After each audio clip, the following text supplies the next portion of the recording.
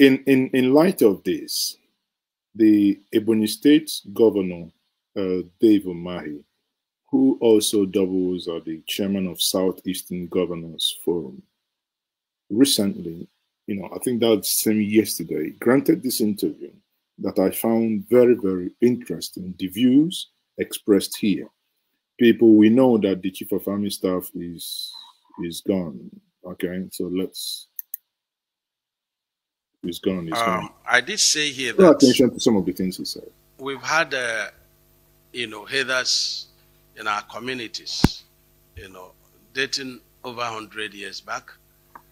And we've always had minor quarrels settled by the village heads in those years. But that suddenly, it could be because of the failure of Libya and also crisis in some other West African countries.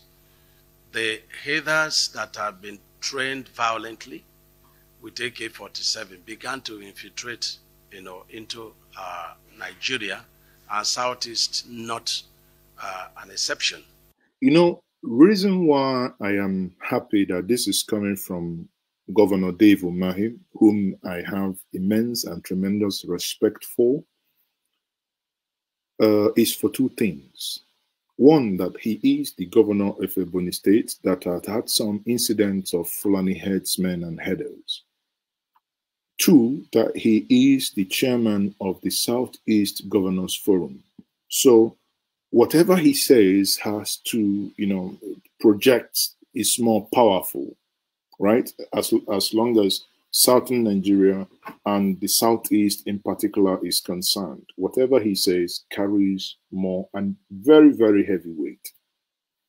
Now, having said that, you listen to where he clearly situated, because again, and that's what we've been asking for our leaders to speak up, for our leaders to speak on our behalf, for our leaders to speak to us on these things, because these things are the things we know. So when they kind of reaffirm these things to us and now go back, because they wouldn't come on be shouting, to everybody, what do we then expect them? And that's what makes them leaders, is now to go back and start speaking to their peers from other regions. And that is what is expected, right?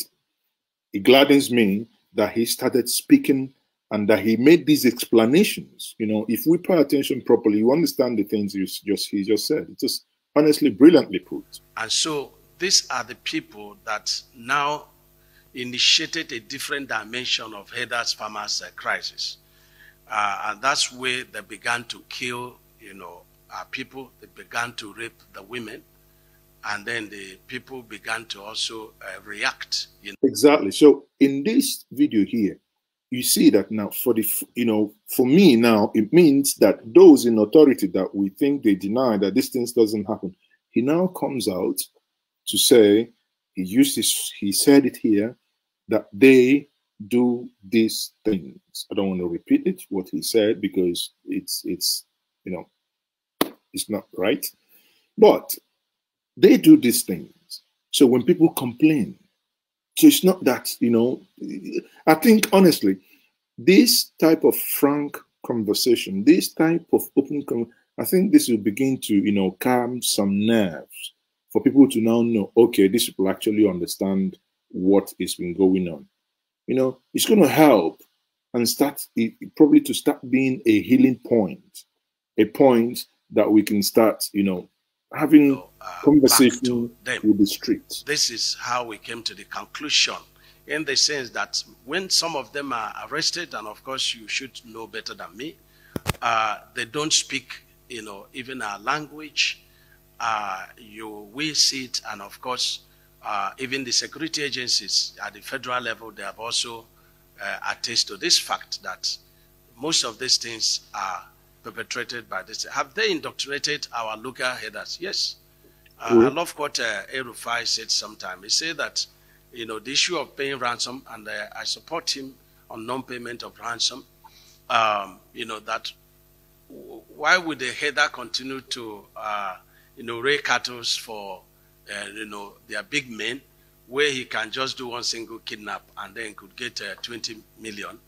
And so you see that, tell me your friends, I'll tell you whom you are. And sometimes the local headers believe that the foreign headers are fighting for them. And why do I say so?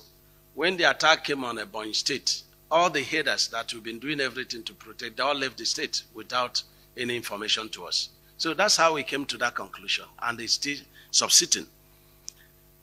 Presence of security men on the road. Let me take it in 2 dimensions. Before now, before he goes into the second part, honestly, watching this, someone is saying, why do I say that I respect Umahi? Of course, if you have been to Owerri, I am one person who believes in the development of the Southeast, and hence dedicating my time and energy to ensure that that happens. He's one person that has taken the things he met on ground. You might disagree with him on maybe one or other things personally. If you have personal issues with him, it's none of my business. But if I look at, considering that Ebonyi State is one of the least states in Nigeria that receives federal allocation, their IGR is not entirely fantastic. And the things he's doing there, wallahi, he's doing all right. Honestly, he is doing well. Again, that's my opinion. You might disagree. It's a free world, but I look at issue dispassionately. Remember, there was a time people said Ebonyi State, they give they give Fulani, what's it called, land, and that the governor gave them land. I brought in the commissioner. I reached out to the commissioner of information at Ebonyi State, because sometimes there are things we will read, and there are things, if these informations are not cross-checked, if it is true, then it helps us to see, okay, why would this happen? Some of us will begin to ask questions and engage.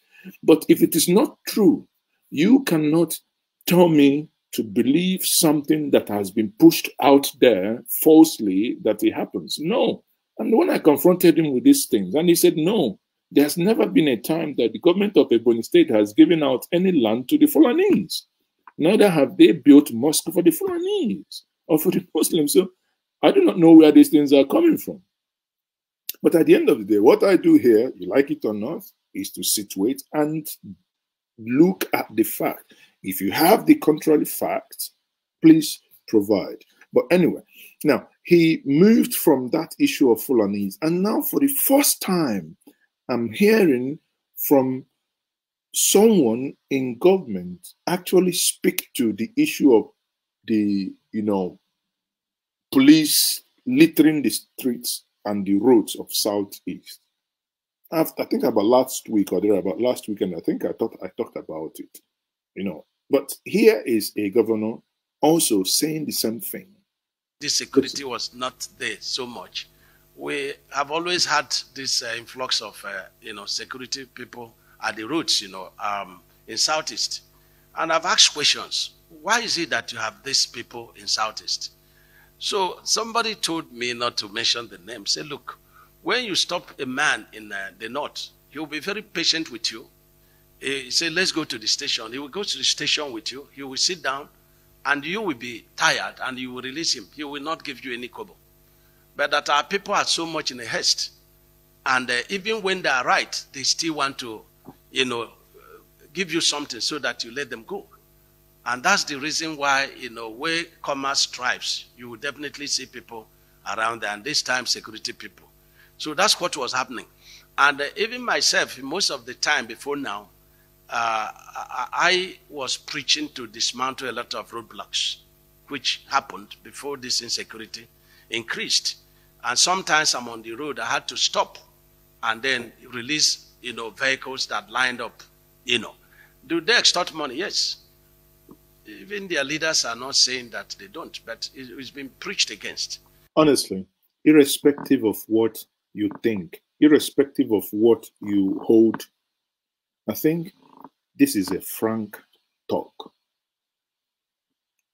This is what I call frank talk, somebody sitting on a national TV, you know, knowing these things, now saying it. And I continue to tell them that one of the reasons of the answers is what people pass through, you know, at the root. You know, Nigerians are already traumatized, you know, because of the economy, which is a global problem. And so stopping them, you know, on the road unjustifiably is not the best. But as my position changed, yes, if arms are being transported, I cannot tell the security agencies how to do their work. And if security agencies are killed, I cannot tell them how to protect themselves. So that is the reason. And I think the moment this insecurity is over in Southeast, and I think it's a region apart from the Northeast, where security people are being killed, where police stations are burnt, where ANIC offices are burnt, is very unholy. And this is not the character and culture of our people. So, and that shows you that it's criminality. You know, Amos, kidnapping of Amos, I've directed for full-scale security investigation. When you look at these things, you know, for the first time now, listening to this, he understands, he actually said it that sometimes when he's going, you know, if he's going and you see people being, you know, they do it. The other time I was driving into Ebonyi, at the border between Ebonyi State, while I went to the Ebonyi State airport to look at what they were doing. Having left Emene, on my way at the border between Ebonyi, you see very, very long queue. When you start coming, you know, when you come close to that line, you will see bus drivers. The only thing they do, the reason why you have that long queue is they are collecting money from, you know, passenger vehicles, especially passenger vehicles. You know, my own is just there. They come, Oga or say chief, you know. If I want to give you, obviously, based on how nice you are, yours. The one I don't do because I tell them is not good when you carry gun. I have my keg of palm wine that always goes with me, at the back of my seat, you know. And some of them will say, okay, make you pour for us. I say, no. There's one day one of them went to go bring Lagoris, whatever, for me to pour to them. I say, by the time you finish this one, the next car coming, you might do accidental discharge. Though. But in fairness here to Governor Dave Obi, Governor Dave Umahi, it's you know, it's basically of the state, you know, to themselves, and they have directed that they should go and look for their code of conduct feelings, and then we will expose it to the public, so that people will see what they were before now and what they are now. So that is that. So it's not. I don't lose sleep about that because my hands are very clean, and I'm of course I'm a child of God. I'm not a politician.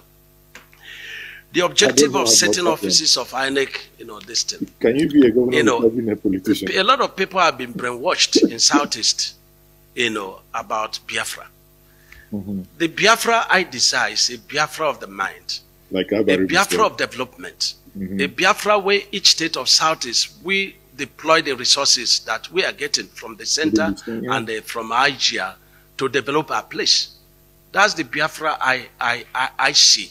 You know, I see a Biafra of equity and justice all over the regions. That's what I see. So some of them have been indoctrinated to say there will be no election in 2023. And that's very dangerous because if you say there will be no election in your region, then the National Assembly could make, you know, an emergency law to say, okay, there will be emergency rule there. And there is nothing you can do about it. Because INEC offices are not being burnt in, you know, Southwest and in other parts of this thing. So it is a very terrible, you know, mindset for anybody to be doing this. And we don't know who is doing this, but I know that there are criminals. You know, we still have one constitution. Whether it is, you know, rightly put together or wrongly, it's still a constitution. And until it's changed, nobody can do anything about that. You know. Ban on open grazing. Again, another fair point you made there. The position of Southern governors. You made an excellent point. And what my brother and friend, the AGF, said, I may not want to compare, comment so much on what he said because I read it on social media, but I would like to put the facts, the way it is. A lot of us do not understand what is this open grazing and what is closed grazing. If in my faith, my faith says that if your right hand will cause you, to sin, cut it off. That is better to go to heaven with, a hand that is short of one than to go to hellfire. Now, from the beginning of age, our relationship with herders, the farmers and the herders. Don't forget, my father was a farmer all through. My mother was a farmer all through. I grew, I was trained, and all my brothers and sisters were all trained from the, farm activities. And so the situation, traditional situation has been that, we have cows that station in one, a farm settlement, so to say.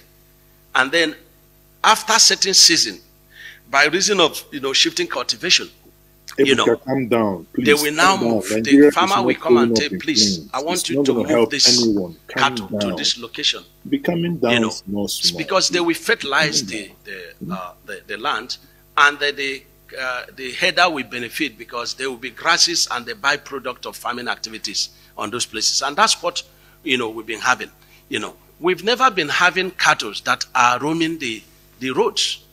And I tell you that the asphalt road, the moment the sheet drops on the asphalt road, it makes it within seconds. And they go through this route and they pass through farms. In the southeast, you don't have cattle routes. But in the north, we have cattle routes. And so nobody is going to say ban, open grazing, in some areas in the north where there are cattle routes, where they move constitutionally from one point to the other. But in the south, there is no cattle route.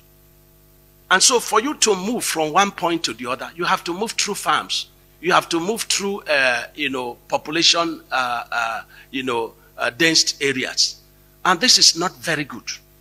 And that's what the southern governors and, of course, Southeast in particular are saying. Let's go back to our traditional method of relationship. We will no longer allow you to take your cattle from one local government to the other. And the implication is that these foreign headers also come in terms of, mobile headers. It doesn't matter, we stop all of them. So that is a source of conflict. So anybody that is saying that there should be no ban on this thing is, on the other hand, saying that, look, these killings will continue. And that's what gave birth to ESN. Whether we support it as governors, we don't. But the people tend to support it because... Did you guys get what he just said now?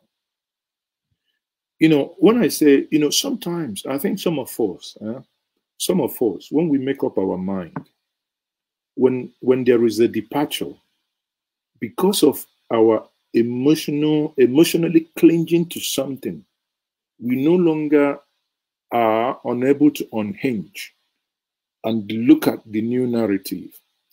I have had issues with the governors. I have had issues with so-called leaders. But it is better that people start before now, unless you engage privately, for you to understand that they speak, privately. But it is better that they start speaking publicly for us to see. It is better that they started it today as opposed to not at all. Since independence, the southern governors have never met. So the bottom line is that we need to begin to come together.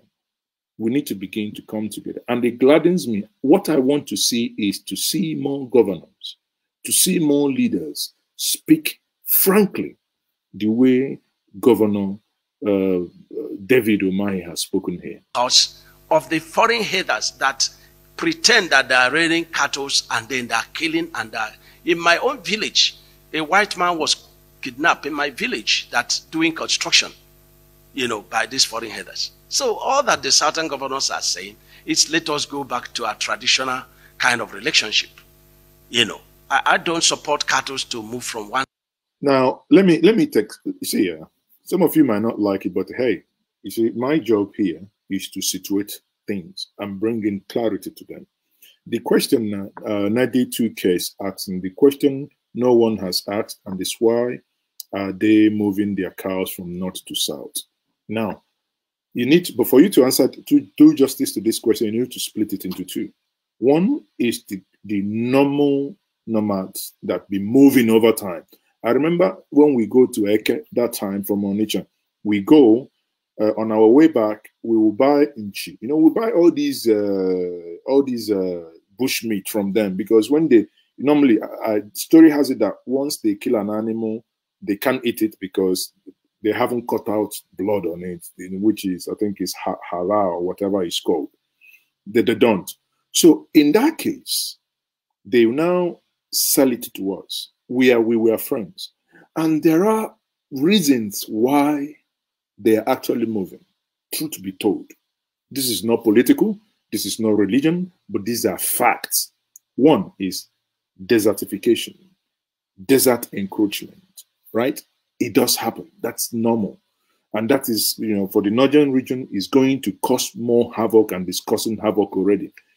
That is, you know, and again, for the normal people, when they no longer see grass, and because the south, as a mangrove area, has water, it has grass. It's a natural tendency. But if we had leaders, because there were so many research, at least I've read a couple of them, research work, serious research work done on how to stop the desertification, desert encroachment in the Sahel region.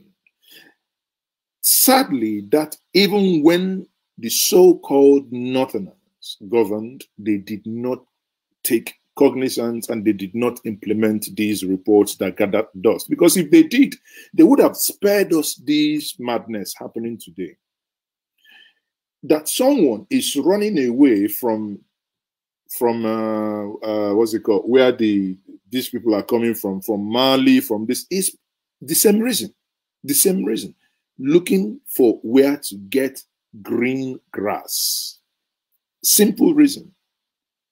Now, because of this migration, you now have the criminal element, those replacing people in the middle belt, those coming there and this rape that we talk about, not that, you know, it's condemnable, but you can understand that one of the reasons why they do these things that they do is because when a man has been on the road with cows for 2-3 months, congeality, he will be congealed and he's looking for whatever. But that is the madness we want to stop.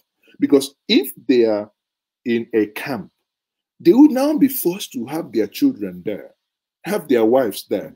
You know, well, camp, quote unquote, as a, you know, it's a ranching or whatever it's called, that if they are in there, they will be in here. They can now do whatever they are doing. The children actually can become better people tomorrow.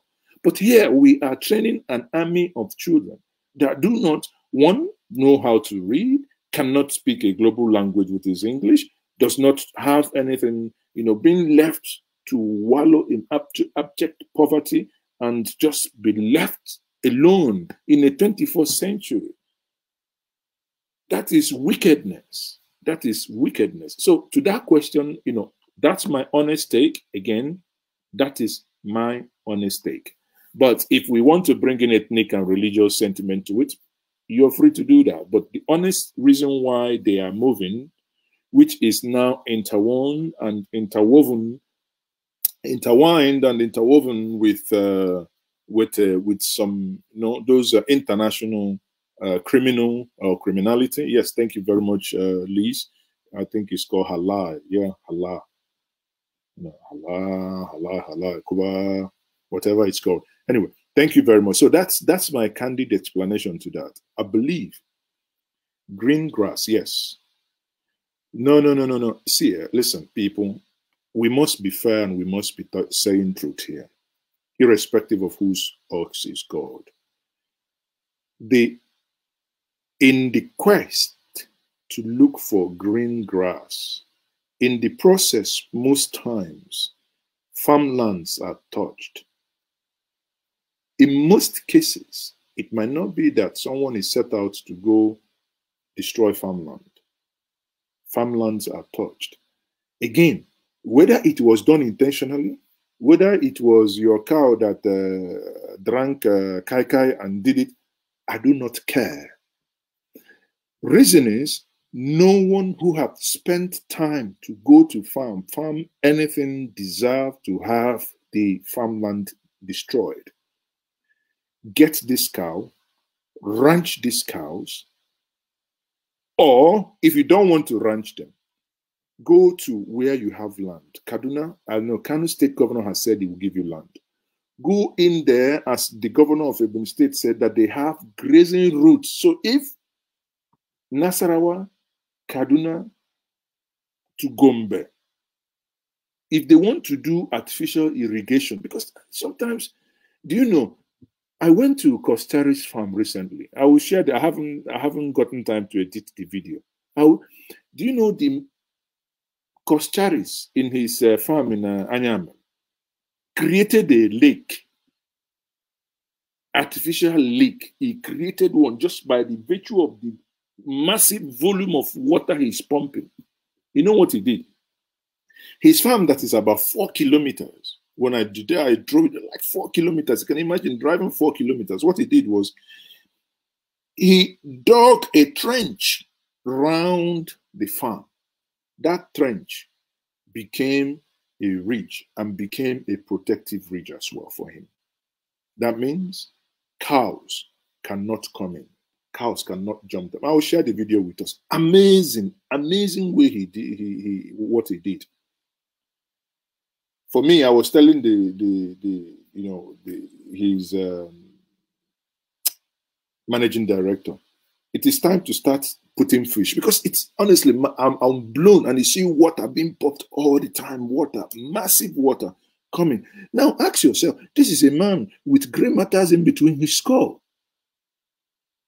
So why can't we do the same thing up north, where you can, get water, pump it, irrigate a vast land so that cows can always go? Because listen, if these things are done in a way that is partitioned very well, if all the cows are chipped, you know that Mazi has 10 cows. The GSM insertion is made. You can read which cow is mine. You come close with your reader. He says, this cow belongs to XYZ. Many of you in Western world, you know that if you have a dog, if you have a cat, that you must do these things in case if your dog or cat strays away. They have this implant. Some of them are like a grain of rice, just like needle or implant or whatever it's called. And these things are done. But the challenge is when you have a set of leaders who want to reduce, as one person here as Oyenimo has said, who want to reduce all the discussion to chaology. Chaology, that is it. So, but if not, the intents of migration, it can be understood. But again, we can, if with careful planning, you can actually stop it. Because we are not a dumb people. There are people who have done these researches and they've, and solutions are bound. Sorry, quickly, let me run this. I don't support that. And northern governors have said, look, we ban this. And we've encouraged the federal government, let's treat this, cattle raiding as a business. Take money from the federation account and develop ranches where they are designated ranches, especially in the north. And the northern governors are willing, but it's been frustrated. I'm sure that when you develop these ranches in the north, a lot of movement will cease going to the south. We want to live in peace. We want to live as brothers and sisters. And if your right hand will cause you to sin, cut it off. Exactly. I think that is a fair deal to say, let movement of cattle from one point to the other, be stopped. Exactly. And every reasonable Nigerian. Listen, for this one where you speak now, let a woman blow you kiss. Let's see who will do it. This will a fine woman will not be Because on a very good day, people, when someone says something, because we cannot be a people that keep knocking. You knock people, you knock them when they begin to say the right things, the things, that has been hurting you, you give them also credit. On this note, I give him credit for speaking, because for him to speak, he speaks on behalf of the Igbo leadership. Well, put it on behalf of Igbo political leadership. Free occupied Nigerian territory you gave Dave Umahi a kiss. Mwah, mwah. For speaking the truth, that's all we ask you people to do. When they say, throw the bone out to the dog, forget the wrestle that he will do with the spirit world. So you are doing it.